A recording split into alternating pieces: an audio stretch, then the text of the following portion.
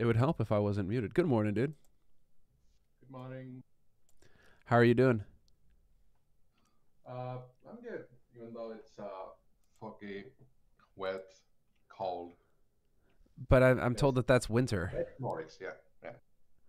But wasn't that? I mean, right now Finnish. It's like Finnish winter. Where are you in Finland? Are you out of Helsinki? 100 kilometers from Helsinki, but yeah, southern Finland. Southern Finland. So yeah, okay. So it wouldn't be full on like snow and stuff where you're at. It's actually bearable, I guess. Yeah, it's fucking wet. It's fucking wet. Yeah, dude. Oh, the struggle. Well, I've got it on the screen now. We've got you disturbed on the stream right now. Oh, Coach of Havu, once player, hard carried me in several pugs, and always a good time. So, welcome, dude. I'm glad you wanted to come on and shoot the shit with us. yeah, I've been watching your lives. It's it's it's a good morning routine. It's a good morning routine. All right. Why is Yeah, that? I don't know. I have nothing to do before practice, so Well, I'm just gonna glad watch that your I'm better than nothing. lives. Yeah. So now that we've set the bar, I don't feel any pressure, because it's just better than No nothing. pressure. There we go.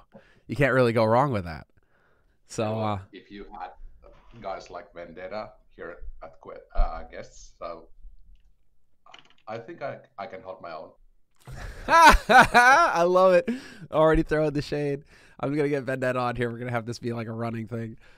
Both of you guys could just start popping off at each other on alternate interviews. It's perfect. Well, I love it. I love it, dude. Latterly is here as well, so he's gonna be talking smack in the chat. We're not gonna bring Latterly onto the call though. So fine, fair enough. But I am, exactly. I'm better than nothing, Nostradamus. Exactly. So you know who else is better than nothing? Havu. And I mean, I actually just wanted to catch up a little bit with you because I guess you really made waves at the beginning of last year when you were in Flashpoint and you started messing people up right out the gates. And then that was where it was like, okay, then Havu, this team we actually need to really pay attention to because they clearly need to be taken seriously. So how's it been going? How's it been going for the team lately? Uh, Flashpoint, yeah. I actually didn't think we could go that far. Mm-hmm. Like I knew we had the potential to go, but I was kind of disappointed as well about the level of teams like Genji, uh, Cloud9, etc. teams. So yeah, I actually thought we could make like top 8 placement, but top 3. That's really good for us. Uh, After that, we were kind of hoping for invites for bigger tournaments. Exactly, right? Nope, Nothing? not gonna happen. Nothing. Well, No, Flashpoint kind of ruffled some no feathers back then, I qualifiers. think. Yeah. So sorry, what was that? Uh, we didn't even get any closed qualifier invites. It was all about we played the Blast Rising tournament Mm-hmm. after Flashpoint. You got Uh, first there. yeah, and then there was summer vacation. After that, we had the player exchange, Hltv transferring to Valorant, and X7 joining us. Yep, and that happened around August of last Yeah, year. So you've actually had some time to work with X7, which is really nice as well. Like it's time for him to really incorporate into the system. Do you think he's made a big difference for the team? yeah, he's been playing awesome. Like uh, when he joined us first, he was playing all the same positions Hltv played, Right. and now that we mix up the whole roster, he's now getting the spots he likes to play, and it just shows. He's been playing insane. It's clear that I mean, whenever Havu comes up in terms of somebody mentions Havu, X7, X7, X7, X7, like immediately everybody's just talking about this guy. I mean, does that get a little old? Because it's interesting because yesterday we were talking about this, how some of these teams that we're seeing in the scene, it may be a cultural thing or whatnot, but how you don't really have individual players that stand out so much on those teams. It feels much more like a team sort of scenario. Do you guys get that feeling over there in Finland at all, or is it normal that X7 is getting a lot of the attention right now on the team? it's not normal, but I think it's very good. Like he's when he played in Ents, he had all the, how do you call it, dog rolls when he was playing playing in Okay. there, like Yeah, yeah. clear up B side, etc. So I think it kind of shows that roles are really important in CSGO. You can shine in a different role. I mean, Do you mean that this is so you should be taking roles that cater to your play style? yeah, yeah, And so sometimes, so there is a case for if a player doesn't get the role that he wants or doesn't actually get to play the positions that he wants, he can suffer because of that. Because that's kind of the argument that I've been making with Bubsky the entire time on Astralis, where I'm like, listen, dude, they've just shoved him into like this one place that Zipnix doesn't want to play on Nuke, and that's all he gets to show. And if it's not his place, he's going to look like ass. And unfortunately, that's kind of what's happening. yeah. Just imagine placing Simple in Dust 2 B side or Mirage B side, Train inside.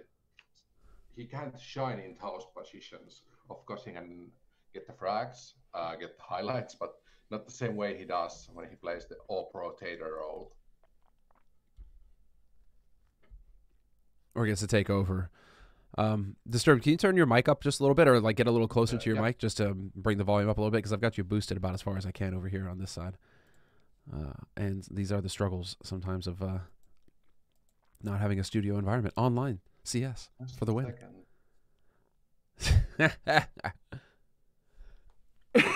Excuse me. So as far as the rest of them are concerned, though, I mean, like right now, X7 is definitely the one standing out. I mean, Zori is also one of your veterans. He's been with you guys for over a year. I mean, 2 years, 6 months on the roster for Zori. Slowly the longest standing member if we go off of HLTV and like what they've got going here.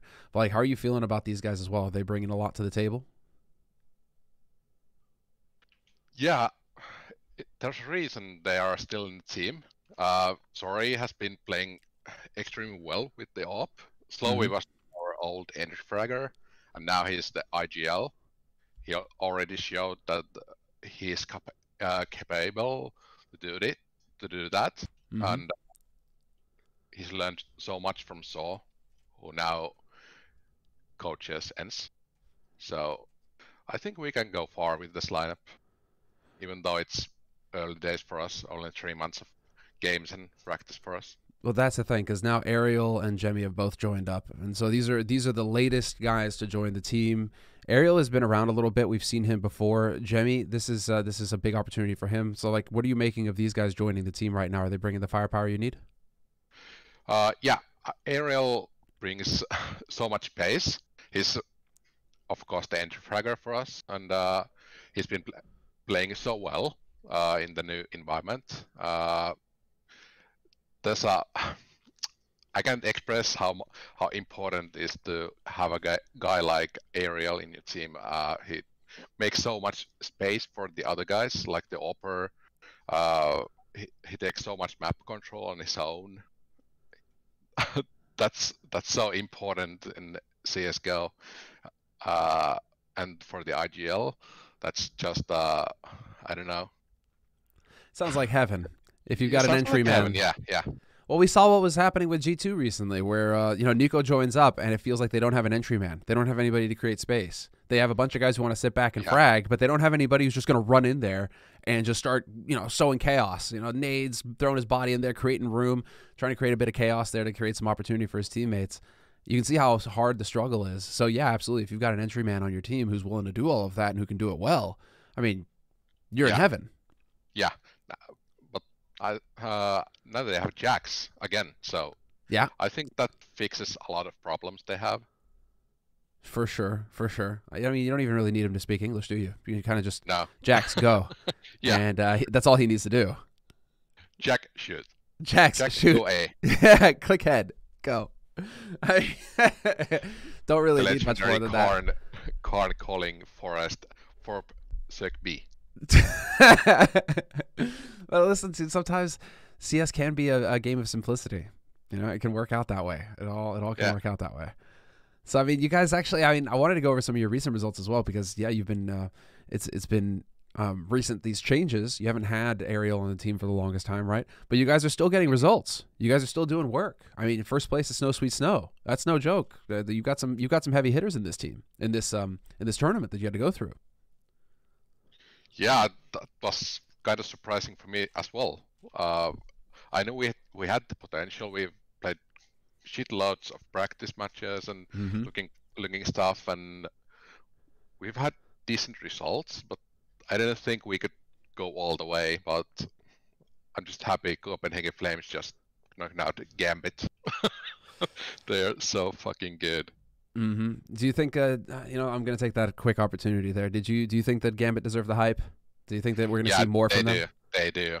They are really good. Yeah. Interesting. Do you think this is because of Hobbit and his experience, or do you think there's something else that's driving the team? I don't know. That they played decent before Hobbit, but I think that was the final touch, picking him up, and they are just so good at just playing defaults, just picking entries, and I don't know. They are so hard to read, actually. I don't know how to explain it. They're just playing so good CS. Well, I mean, clearly good enough to take down one of the big trophies of the year, Katowice. I mean, I mean, everybody's just kind of wondering now, and I was making jokes yesterday about it, but I'm still kind of trying to figure out myself, can we expect more from them, or is this going to be a flash in the pan success, right? Because now it's a real question of whether or not they can continue. And then the reason I say that is because even Hobbit, in an interview with Katowice, he said the same thing, where he said that he just thinks that people are fragging harder because it's online, and so this isn't the real level of CS yet because people are not playing with that LAN pressure, and so they're capable of hitting a higher level, and so I'm wondering, do Gambit benefit to a bigger degree from the fact that all these matches are happening online? Are we going to see the same one when we eventually get back to LAN? That's, I guess, what everybody's wondering right now. Yeah, that's a problem for every team, I guess. Except for yours. Yeah. yours showed up on LAN. You guys, you were at one of the last LANs before everything fell through, and you guys were popping off. Yeah. And the winner teams are both first and second from Flashpoint, both disbanded. So I guess we are the last LAN team.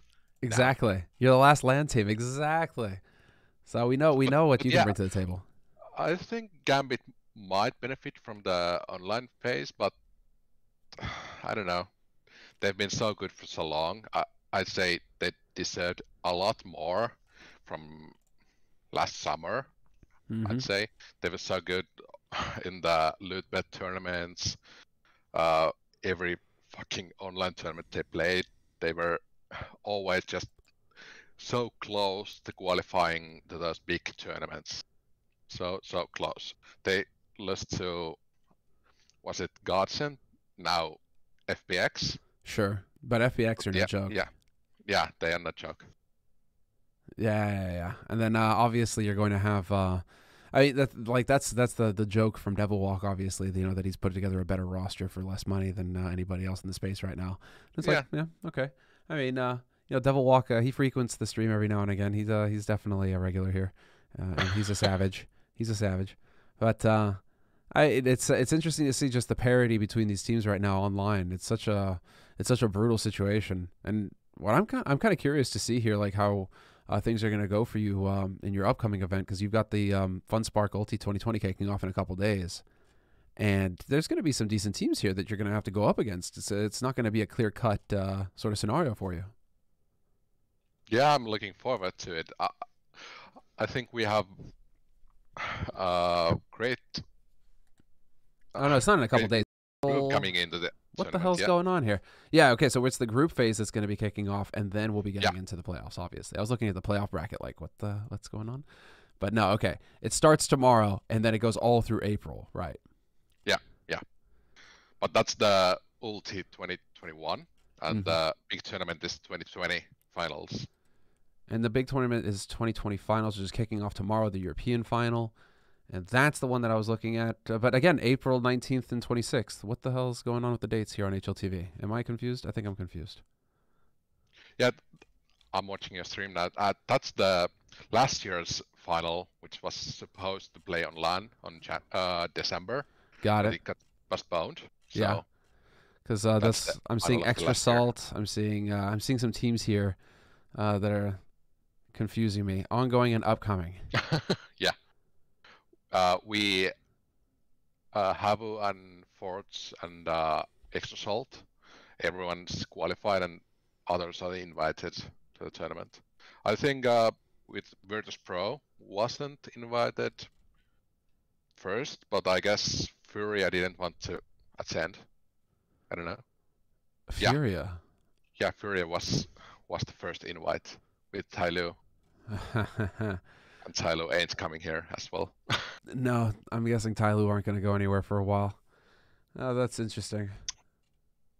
Well, I mean, what is going to be the main goal for you coming up? Because like now in the online space, are you getting invites to qualifiers now that you guys are making some more waves? Are you actually starting to get some more opportunity? I don't know. We are still a bit low in the ESL rankings. Surprised though. Oh, but you're top 20 in the Hltv rankings, and we all know those. Yeah. That's the one that matters.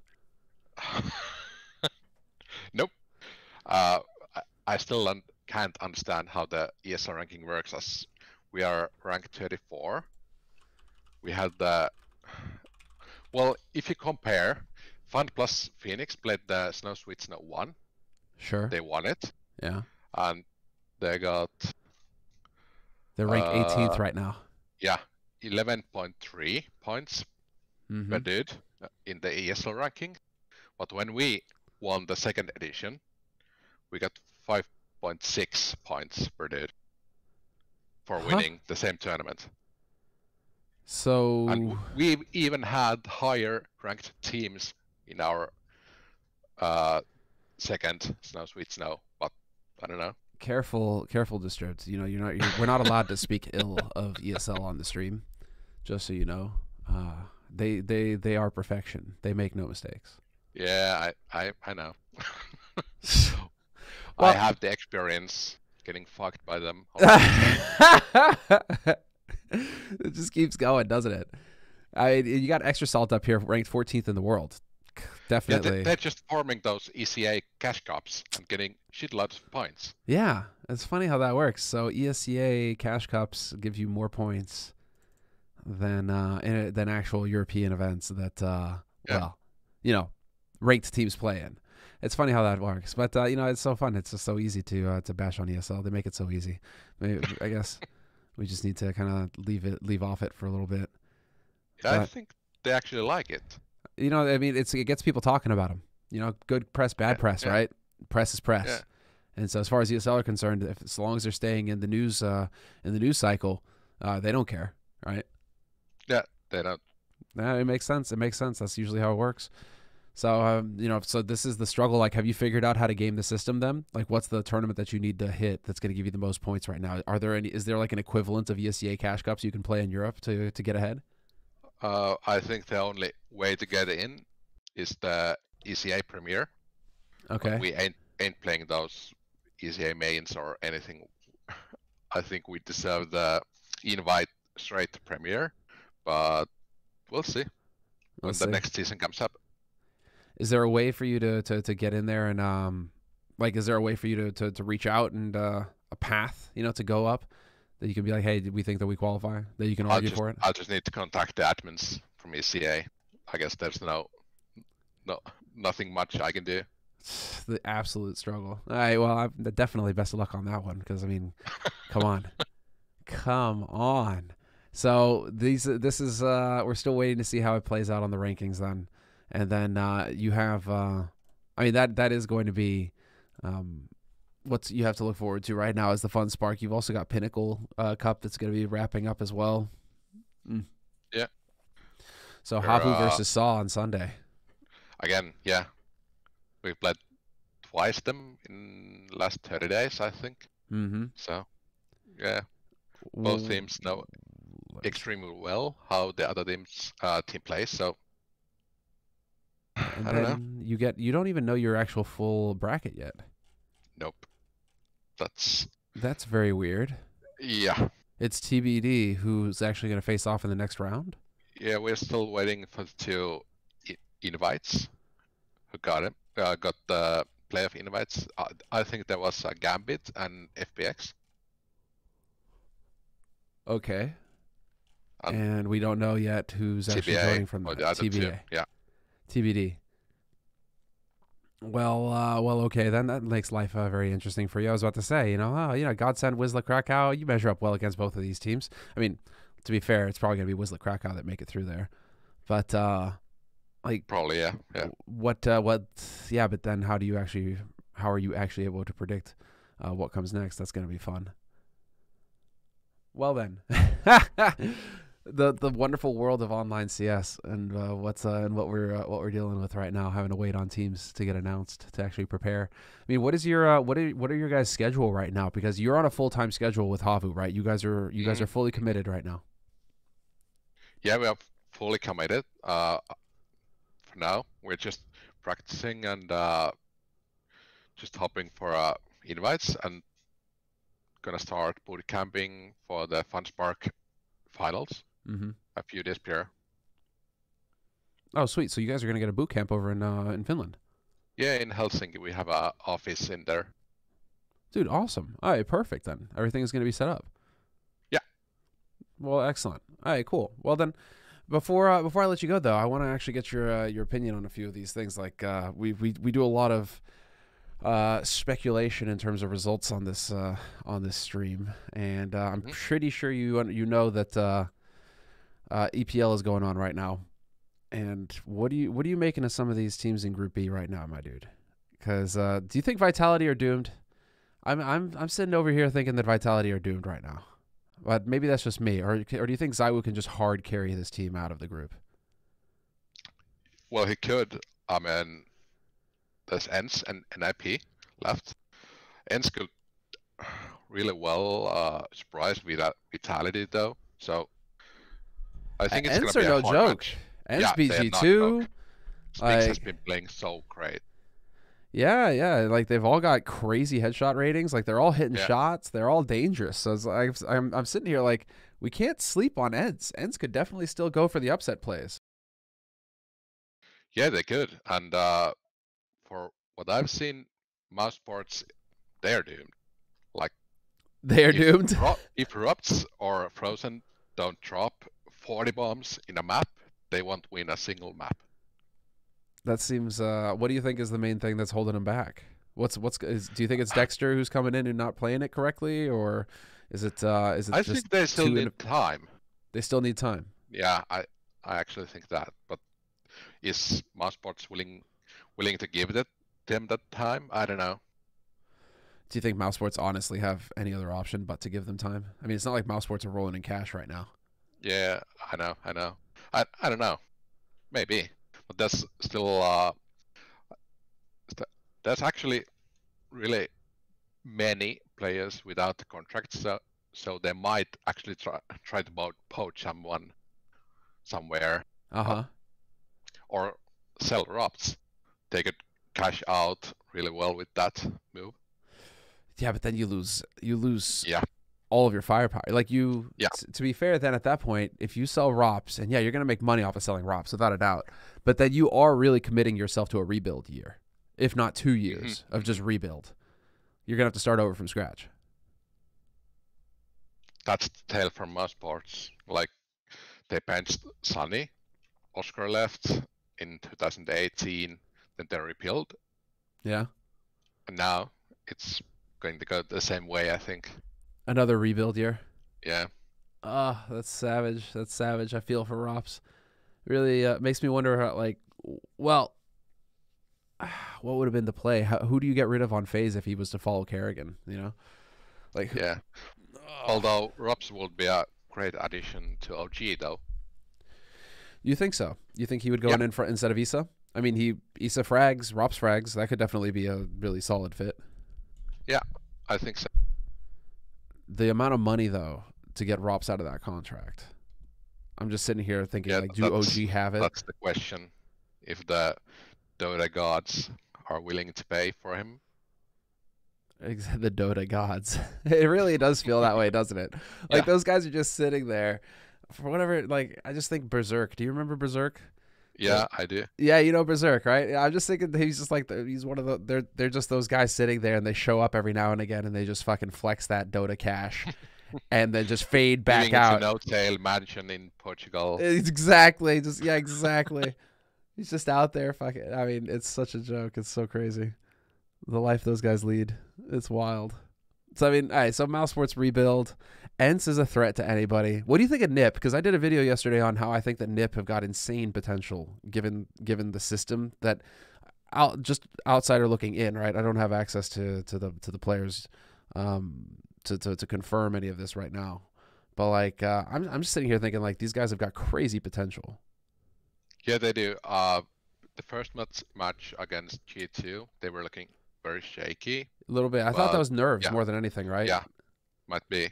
But then against ENCE and FaZe, they looked so good. Every single player had their moments. Great calls from Hampus and obviously CDR. Yeah. So I think that they're going through, and so it's gonna be, I don't know, G2, ENCE, and IP. Can it be? Sounds. Oh, you don't think FaZe are gonna make it through? You don't think FaZe walk it back? I don't think so. Ah! No. Wait, hold on. Who do they have left? It's true though. For FaZe, like life doesn't get any easier. They go up against G2 now. So Nico is just going to be ready for him. He's just sitting there with that bat, just waiting, slapping it in his hand. The beating will continue. And then they go up against ENCE on the last match. So you don't think that FaZe make it through this group? I don't think so. There's Nico waiting with this Krieg. FaZe is just hoping for Nico to AWP, but it's just Krieg in his hands. And G2, what are we thinking about G2?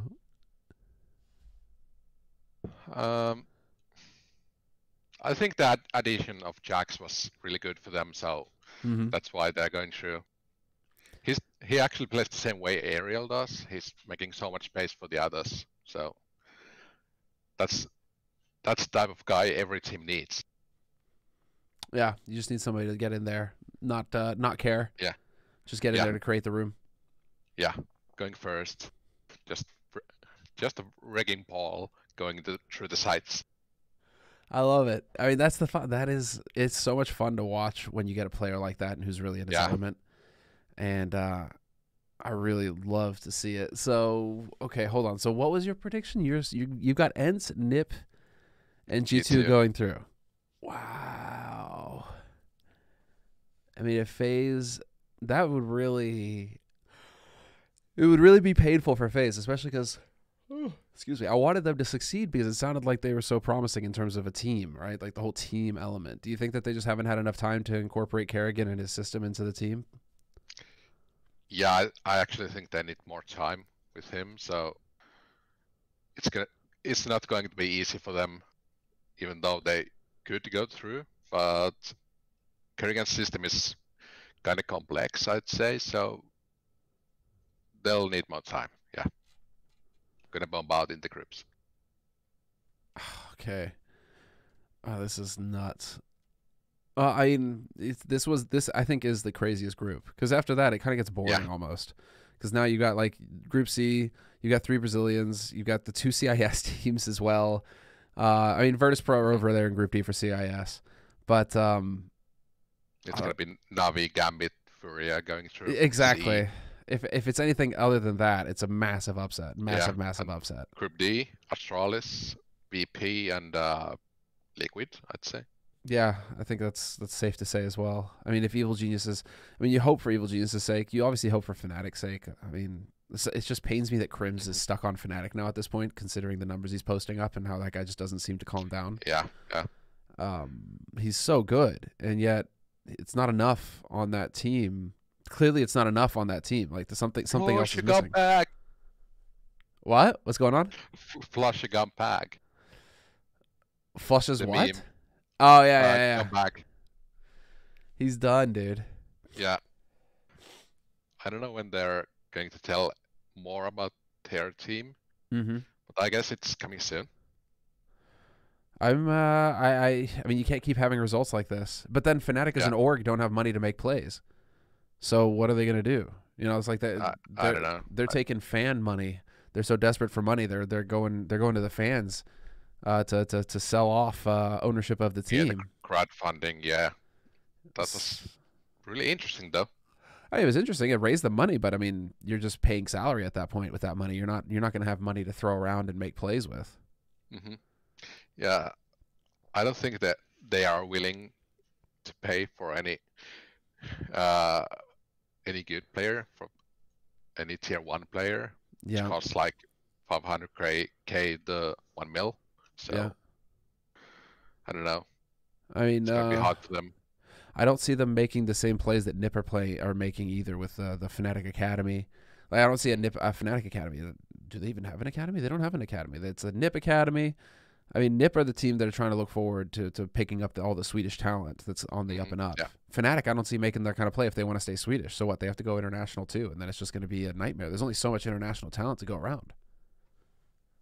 I don't know who take a pick. Like, there's Issa, obviously, and BK. Yeah. I don't know who's available even. I mean, NBK is, I think, run Olaf. I don't think he ain't cheap though. He ain't cheap, but I mean, you wait until his contract runs out. Even if you wait until his contract runs out, I don't think that guy's got the motivation anymore. Sadly. Yeah. I mean, could be. He doesn't play CS anymore on the daily. He only showed up for FaZe because they begged him. I don't know. It's gonna be yeah. I don't know. We're gonna get into interesting times where I think a lot of the old names that we think of first are going to retire or shift into coaching roles or shift into tier 2, and it's going to be new players that are coming up like Nip. You know, it's going to be like these ZTRs, these new guys. They're going to start coming up and start taking over, and we're going to get the new generation of CSGO players. Like, it's gone on long enough now. CSGO's had a long enough time to run where we're going to start having the new players, the new generation come into it, which is really sick. Yeah, and healthy for this competitive scene. Yeah, I'd agree. Healthy for the teams, because I mean, they're not going to cost money. So here we are talking about how all of these older players are just running their teams into the ground because of the cost involved in paying them their salaries and, you know, paying these buyouts, etc. I mean, if you have young players that are coming up, yeah, they'll be able to command some money if the demand is there, but they're not going to cost nearly as much as an Olaf or a Cold or whatever. Yeah, that's true. So maybe that's what the teams are hoping for, that they can find this new talent and shape this new talent and then still be able to survive financially. Yeah, if you think like guy like CDR, he costs like 10% whilst Olaf Meister does. So that's a win-win for every org. Even though they could be better with Olaf, I don't think so, but could be. Yeah. They're saving shitloads of money though. They're saving like that. That's such a play from Hisham, from the CEO of Nip. I mean, this whole thing around Nip, I'm like, okay, you know, he's spending some money where it makes sense, but then he's like, all he's doing. I mean, I can't imagine it costs him much to keep Nip talent going, right, month to month, and then it's just okay, cool. Now we're gonna go ahead and just swap you up into the main roster. It doesn't cost us anything because you're already a part of our guys. It's perfect. I mean, this is going to be the new model going forward for sure. You already see it in the CIS scene. You know, Na'Vi signing 15-year-olds, 13-year-olds, or whatever. Yeah. Like guys like Monsi and Bait. Yeah, a bit. Guys, yeah. Yeah, it's just it's the Danes that led the way. System, yeah. That's what the scene needs. A path for the younger talent to show up. Yeah, and get the support that they can actually develop. I think it's actually going to work as well. Like other scenes have tried and failed. I think CSGO, it can actually work. It makes sense because there is a real financial motivation there, because it's just too expensive to buy to buy talent from other teams. So you are motivated to have a very solid farm system, because otherwise it's just going to cost you an arm and a leg. And maybe it's worth it every now and again, but you can't make that a thing. Yeah, that's the GT way. I think they're just throwing the money for the players like Nico, etc. So Yeah. Well, G2 are just so overvalued. I mean, those guys have got way too much money. I don't even know where it's coming from. all sluts pockets. I don't know. There are so many investors, I think.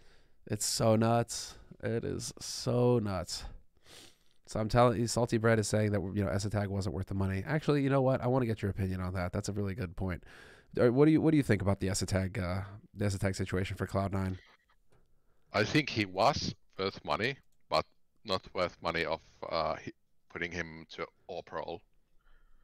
He's so good with rifles, so I think they're gonna need an AWPer and to kick someone else from the team.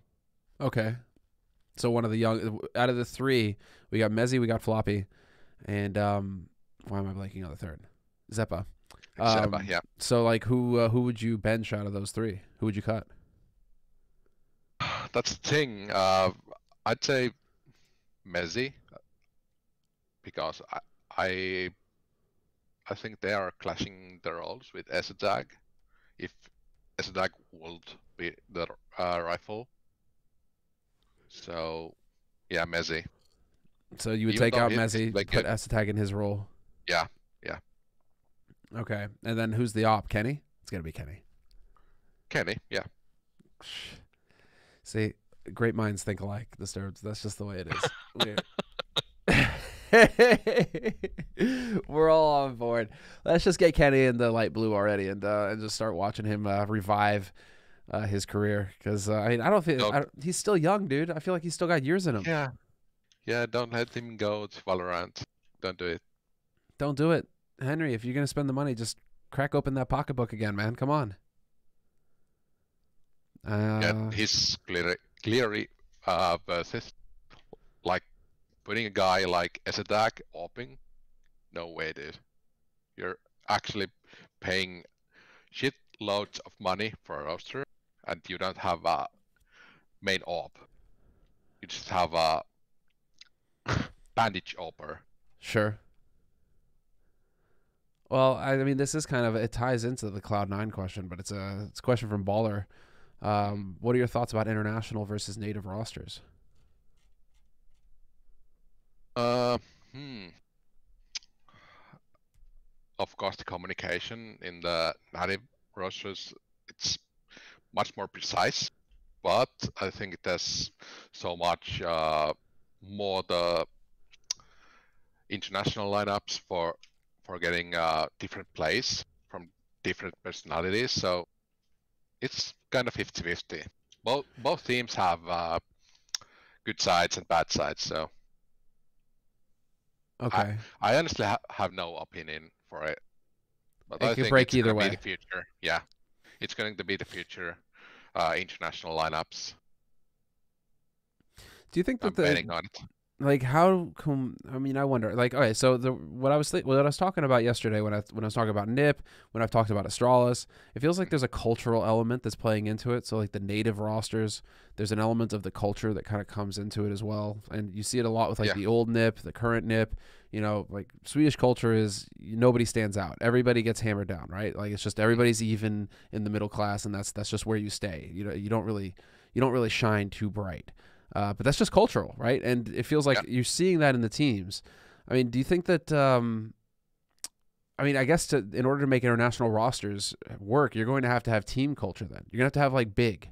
You know, Big's got that roster culture where it's just like everybody shows up to practice on time. Like they really tried to get a sports culture going in that org by the sounds of it, by the information that we have. And so it's like I guess we'll have to see the shift from. We're going to have to see the shift over to getting players young and then shaping them in the team culture, and then the team culture takes over. Yeah, that could be the only way to do it, actually, if you think about the cultural differences. And then I think one way is to get all the players live close by, so they could go to the office every day and just go to work. Right. Yeah. I was actually thinking about that. We, I mean, who did we? I know who was on. Was it Cold? No, it was Fallen. Who was it? Whatever. One of the OG guys. Oh, shoot, how am I blanking on their name? Oh no, it was Zeus.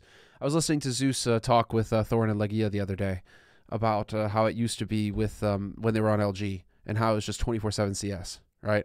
Like fully committed, all in, all living in the house. Just the culture of that team at that point was just rise and grind every day. It was never stopping. Ain't healthy. Not healthy though, right? In the long term, it burns down eventually. You would argue for there being like a big kind of scenario where like big, it's like, okay, you show up at the office, you're here on time at this time, and then you go from there.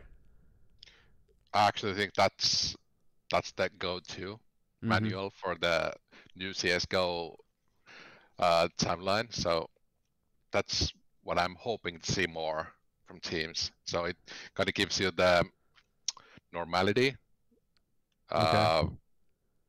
It gives you a standard schedule. So it kind of shapes you up. Right, and gets that discipline going. Gives you routines. Yeah. That's important. Kind of like this stream, every day, every morning, 9 a.m. Let's go every weekday. Get your CS news right here. Oh no, it's David Walk. He's in, man. I know. Did you see that? He just snuck that sneaky little easy rank 15 in there. I saw that, Devil. I saw that. Me too. And we're over. Let me see. Rank 18, but still ahead of Cloud9. So Devil, you're all right. You're all right over here. Definitely ahead of. Where's Havu? We have to scroll down. Rank 34 right now. Yep. Basic stuff.